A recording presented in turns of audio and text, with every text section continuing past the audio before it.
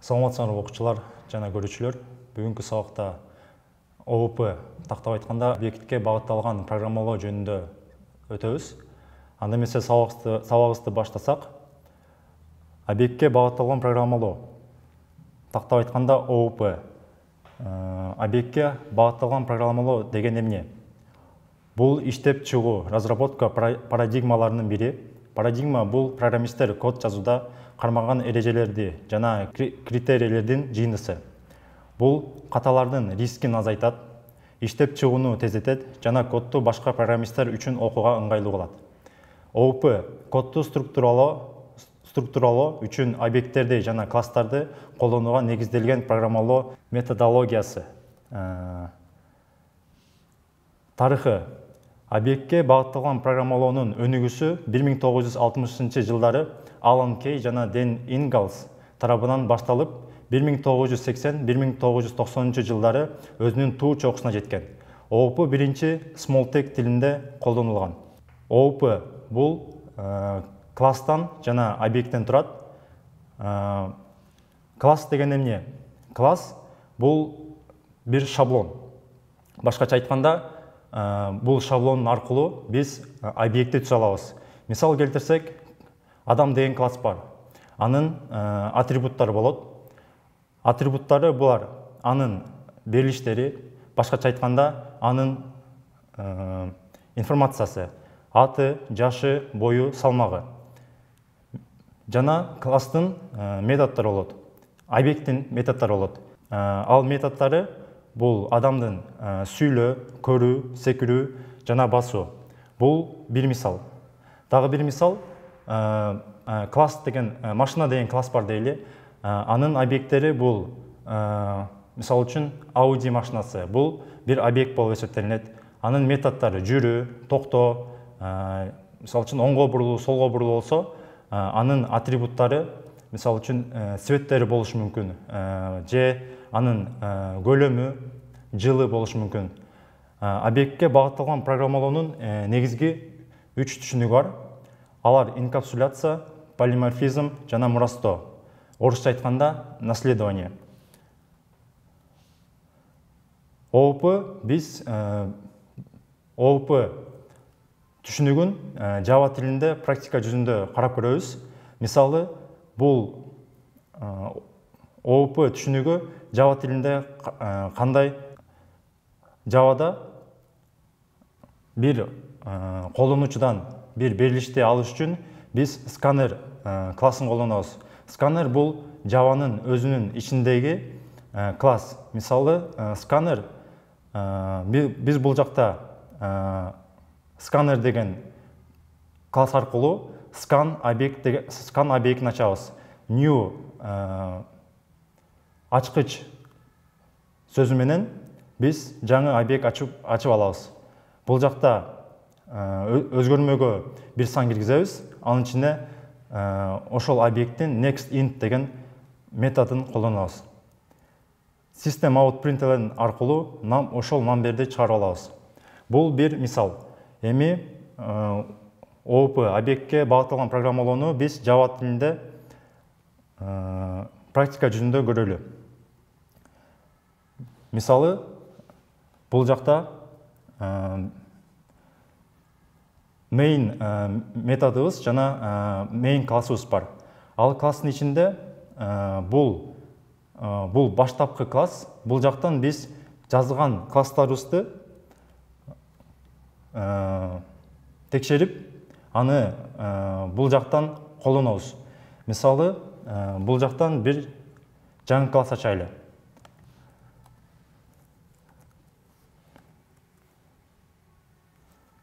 Класс деген ачкыч сөзү менен биз person деп адам аттуу класс ачабыз. Бул класстын ичинде өзүнүн атрибуттары болот. Мисалы, адамдын аты болушу мүмкүн. String name деп жазып алабыз. Жана экинчи атрибут катары биз анын жашын алайлы. Int деп анын жашын алабыз, age деп. Бул класстын атрибуттары болуп саналат. Эми биз main класска кирип, биз бул person класс аркылуу биз жаңы объект түзсөк болот. Person деп жаңы объект, мисалы үчүн person 1 деп ачкыч сөзү менен new деген ачкыч сөзү менен биз жаңы объект ачабыз. Person. Бул жакта биз жаңы объект ачтык. Эми main функциясы метод аркылуу биз анын атрибуттарына, башкача айтканда талааларына биз белгичтерди, маанилерди киргизели. Person 1 деп checkout анын name деген атрибутуна кайрылабыз. Ага биз мисалы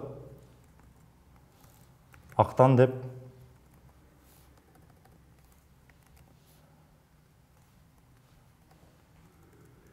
анын атын беребиз. Person 1 checkout age деп анын age жашы деген атрибутуна кайрылып, биз анын 18 деп жашын беребиз. Эми бул жактан экранга чыгарылышын көрөлү. System out println аркылуу биз анын person checkout name деп анын атын көрө алабыз. Кодду жүргүзөбүз. Эми биз консолдон өзүбүздүн чыгарылган system out println аркылуу чыгарылган маанини көрдүк. Актан деп. Эми бул жака анын жашы деген атрибутун чыгаралы.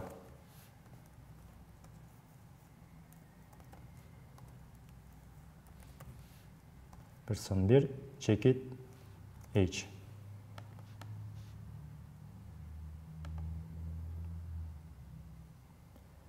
Актан 18. Дагы бир мисал келтирели.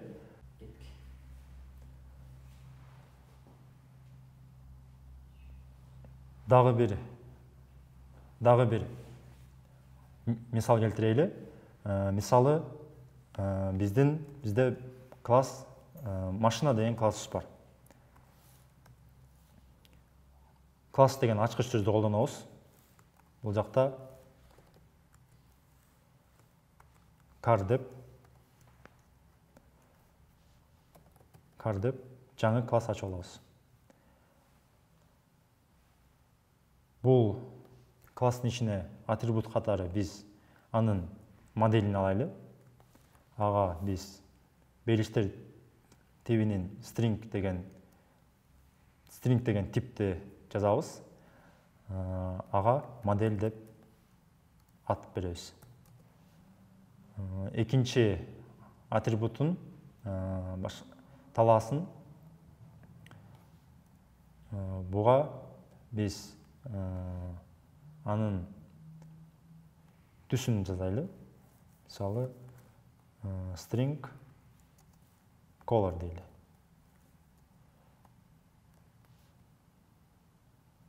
Анын эми үчүнчү атрибут катары биз анын ошо машинанын мисалы үчүн жылын жаза алайлы.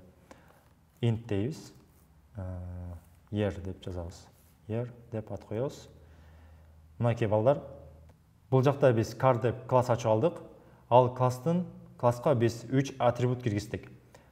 Ал машинанын модели, машинанын түсү жана машинанын жылы. Эми биз башкы класска келип, биз ошол классыбызга жаңы объект түзүп, ал объектибизге биз маанилерди берели. Car деп жазабыз. Объекттин атын жазабыз. Мисалы үчүн car 1. Биринчи объектти түзүп жатабыз. New деген ачкыч сөзүн колдонуп, биз жаңы объект түзөбүз. ошол биринчи объектке, машина объектибизге биз биринчи атрибутуна маани киргизели. Моделине. Мисал үчүн Mercedes.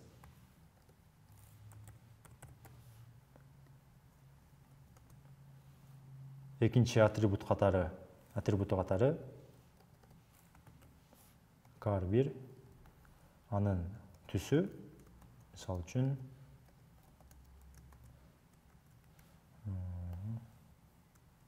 сары дейли.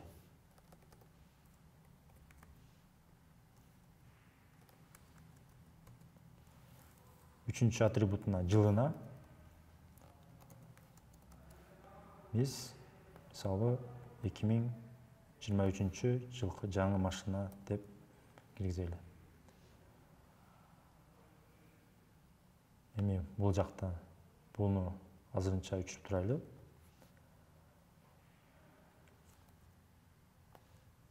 Эми бул маанилерди экранга чыгаралы.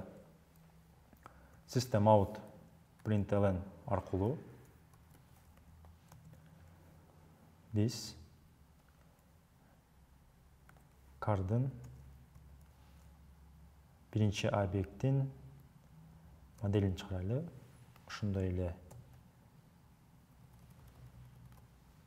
биз анын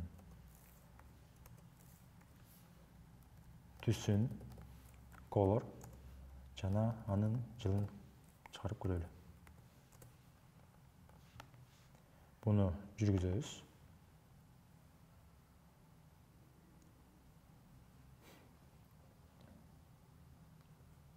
Өзүңүздөр көргөндөй эле, бул жакта биздин биринчи сапта бул Mercedes деп биз модель атрибутун чыгардык.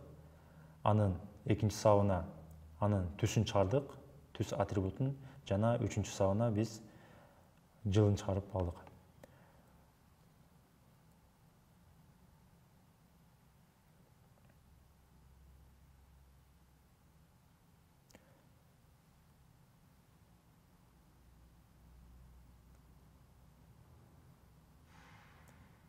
Мынакей көрүүчүлөр, бүгүнкү сабагыбызда биз класс деген эмне жана объект деген эмне, башкача айтканда объектке багытталган программалоо түшүнүгүн үйрөндүк. Кийинки сабакта биз объекттин методдорун өтөбүз. Кийинки сабакка чейин сак саламатта калыңыздар. Thank you.